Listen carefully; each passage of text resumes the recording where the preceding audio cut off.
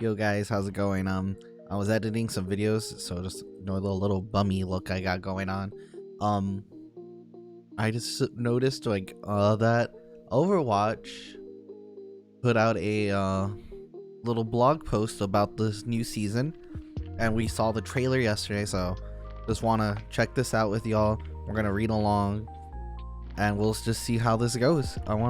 Cause like I said in the video yesterday in the reaction for the season 9 trailer, I am very excited for the next season. Like season 9 has the we're back feeling of I'm just so excited. Like this feels like this is gonna be the season that reminds everyone like why they love this game so much, and I'm excited to get into this with y'all. So let's see. All right, I probably should make this a little bigger for y'all, huh?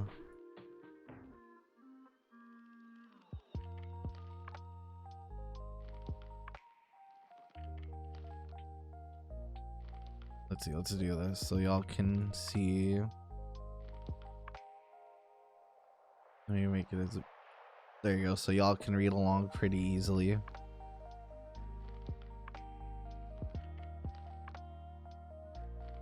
All right, revitalizing the Overwatch 2 experience. The newest season of Overwatch 2 is just around the corner, and with it comes some exciting changes during our Overwatch 2 What's Next panel at BlizzCon 2023. We shared a sneak peek at some of the philosophy guiding many of the system changes this year, striving to make PvP gameplay more rewarding and fun and providing greater transparency for players in game. We are introducing major changes to competitive in the new season, from a progression system to an all-new skill tier above Grandmaster. That's what I figured that was going to be. As well as major gameplay changes to combat and hero survivability. Read for details on what you can expect for Overwatch 2 Season 9 Champions. Honestly, I actually love that. Love that name for it. I love that name for the season. Champions. Alright, updating the competitive experience. We've heard your feedback on competitive play over the last 8 seasons. We have some big updates coming that will give you the opportunity to build on your skills and see how you progress through the competitive ranks. We built a better system that's more accurate while also helping convey the meaning behind the mathematical complexity of a modern matchmaker, and brings clear insights about what impacts your rank in every match. Seeing how and why your rank changes. One piece of feedback we heard is just knowing your rank doesn't say anything about why your rank went up or down. Competitive updates originally worked to provide updates that reflected your growth as a player across multiple matches, but with the goal to provide greater transparency in each individual match. We're going back to updating your rank after every match and showing how much progress you gain or lose between each skill division. Which is what I like, because I think that was like one of my favorite things about the Fortnite comp system, was that you saw your rank grow as like you were playing. Like you would see it go up or down, and then it would say you're like 30% better than you're ranked 30% higher than everyone in this rank. We were also displaying modifiers that affected your last match below the rank progression bar. Some modifiers help provide transparency in the matchmaking for each match, like getting a boost when you defeat a team that was favored to win, while other modifiers show if your rank is calibrating, like going on a huge win streak, proving you belong in a higher rank. Feedback is a driving force behind these changes, and we want to hear your thoughts on competitive play now that you'll have more context for each game. Ooh, this is cool. Let's see. Rank promotion progress. The progress bar shows how much your rank increased as a result of a match. The bigger the highlighted section, the more rank was gained or lost. The reasons why more rank might have been gained or lost are explained with the modifiers below. A win streak, so you get a bonus for a higher win streak. You get a penalty for a high loss rate. There's a calibration, so your rank is uncertain. Uphill, you weren't favored but you won. You were favored but you lost. That's reversal. Volatile, you lost calibration matches after ranking up. So I wonder if the calibration matches are gonna be like just like your like how you had to like win, like play a few games to get ranked. I wonder if it's like that. Consolation, you weren't favored and you lost. Expected, so if you perform as expected, you lose rank. Wait, what? Hold on, that we'll read more into it. Maybe they'll break these down a little bit more, because this doesn't sound like, that doesn't sound right. You lose rank because you were favored and you won, but you get rank if you weren't favored and you lost. It doesn't sound right, but we'll just keep reading. Bring a fresh start with placement matches and rank resets. With both the changes to competitive play and the broader changes to gameplay starting this season, we feel this the perfect opportunity for everyone to start fresh as they compete on the ranked leaderboards. To accomplish this, we're reintroducing placement matches, resetting everyone's skill level, or resetting everyone's competitive skill rank. Your journey on the top to the top begins with 10 all-new placement matches, with everyone's rank being reset. These 10 placement matches provides you with high-stakes opportunities to make big gains in determining your new starting rank. As you progress through these matches, there will be predicted starting ranks after each match. You only have one chance this year to run your placement matches, so pick your best heroes and stay hydrated, because these games count for a lot. Okay.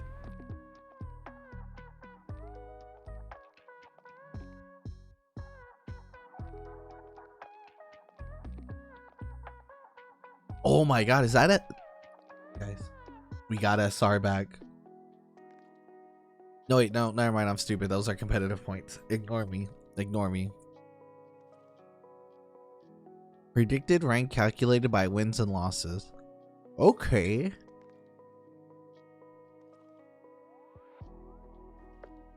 So we're gonna have 10 placement games instead of 5. But it's win lose no matter what. That's gonna be your placement. I like that. So how high can you go? We're introducing the Ultimate Rank Champion. This is the most prestigious tier above Grandmaster, intended to show who is the best among the most skilled players in game. Even when the boost that placement matches can provide, top ranking players will still need to win a lot of games to reach Champion 1 and prove they are the best of the best. This is the most exclusive rank in the history of Overwatch. We're on the edge of our seat to see who will achieve such heights in Season 9 and beyond. Champion, this honestly, I love this. I love the purple. This looks so sick. New competitive rewards and Jade weapons. Season 9 introduces Jade weapon variants unlockable with 2024 competitive points. Earning Jade weapon variants will reflect your dedication to competitive play, not your highest rank to achieve. Luckily, these new Jade weapons will not be exclusive as the champion rank, and will progress towards earning competitive points just by playing the game mode, with more progress granted towards wins. Competitive points earned for winning and drawing a match have been rebalanced around this new progression system, which should make every match feel rewarding regardless of the outcome. Unlock a Jade weapon when you earn 3,000 competitive points. Okay, they look really clean. I love this. Though the end of Season 8, players can still earn competitive point towards unlocking gold weapon variants.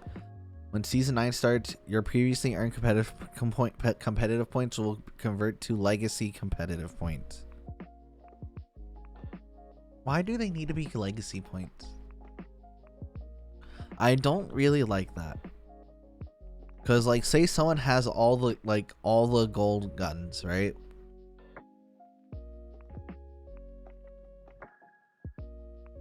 We'll keep reading before I make any assumptions. Let me see where can you guys see? There we go.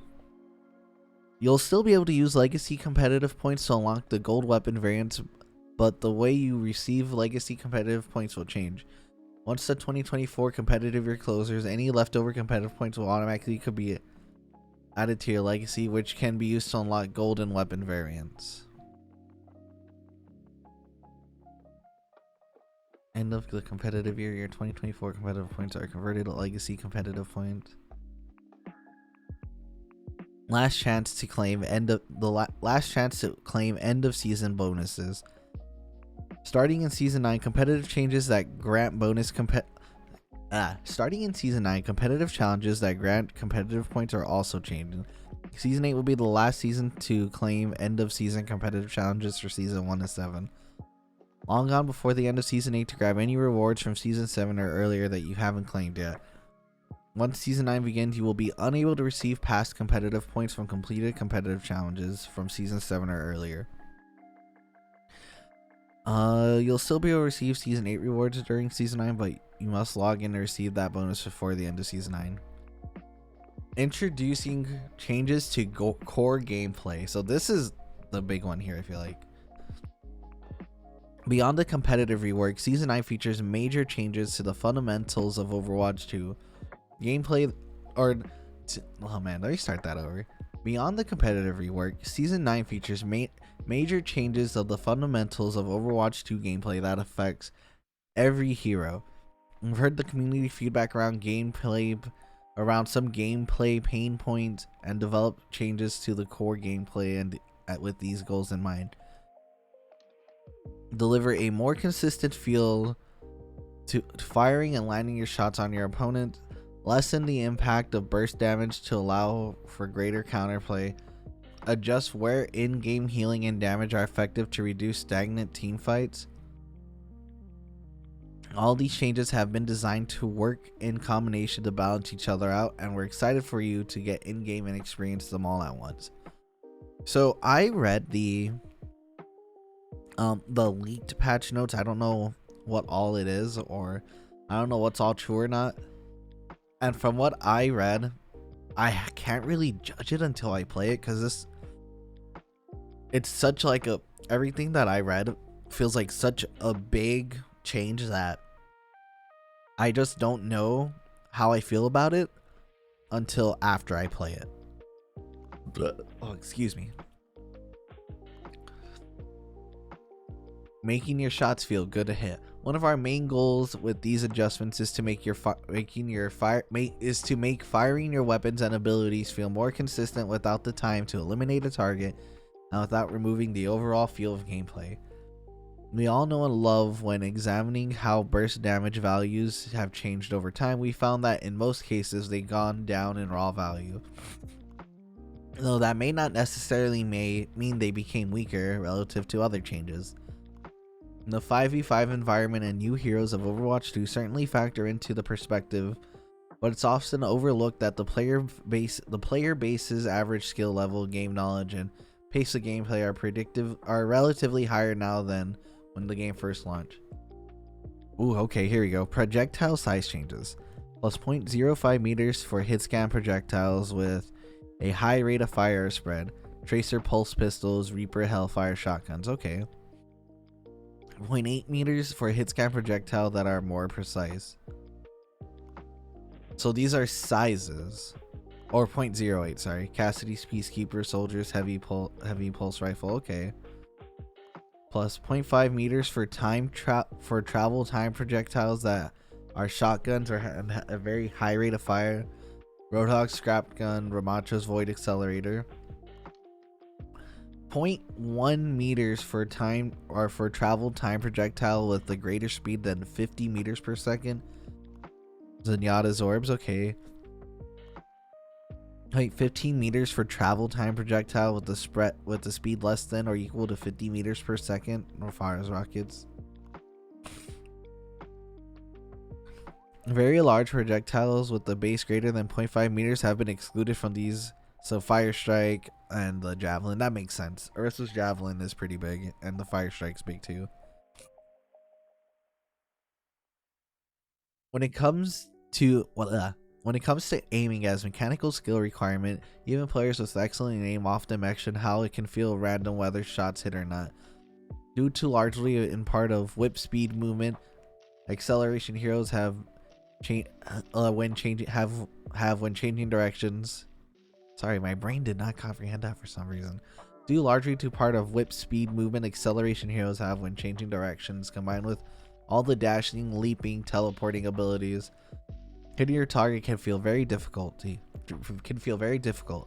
Crisp respawn movement is important to the core gameplay feel, so we wouldn't want to just slow down player movement. Instead, we're improving hit consistency by making both damage dealing hit scan and travel time projectiles larger. Heroes that have weapons or abilities that don't benefit from any projectile size changes will receive additional balance changes. However, you don't want to make too many hero adjustments before getting a better understanding of what affect these initial changes. So tune in for more individual heroes in the future updates.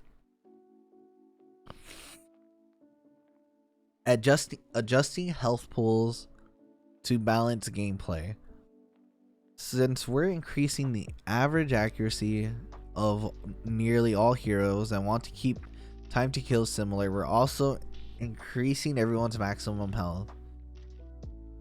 We've already balanced damage values, damage boosts, critical damage breakpoints, and other factors around 200 to 250 HP heroes, so the new health ends up requiring a little more, at least one more hit from most heroes to eliminate an enemy.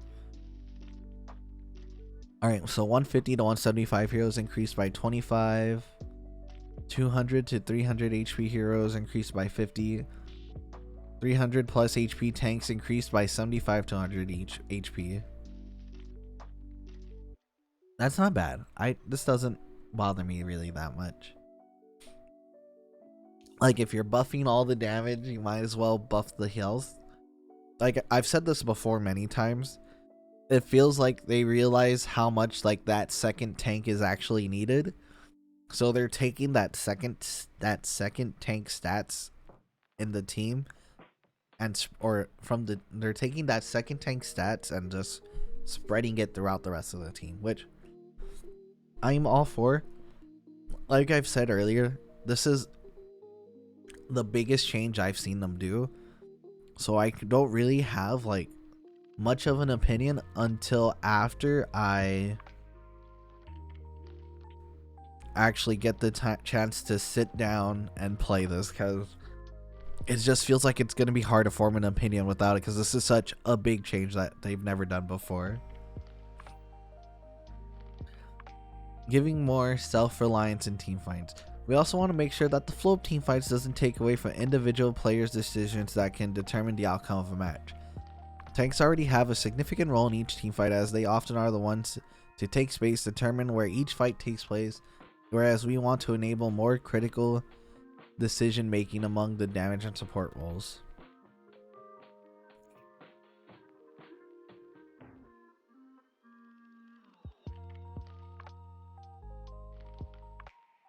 The changes to projectile size and health pools effectively reduce the impact of burst damage and tones down the relative strength of healing, meaning it will take longer to heal someone from 1 HP to full health. So use the friction of an increased time to fully heal allies out of combat and enable support players to make more informed decisions on who to heal.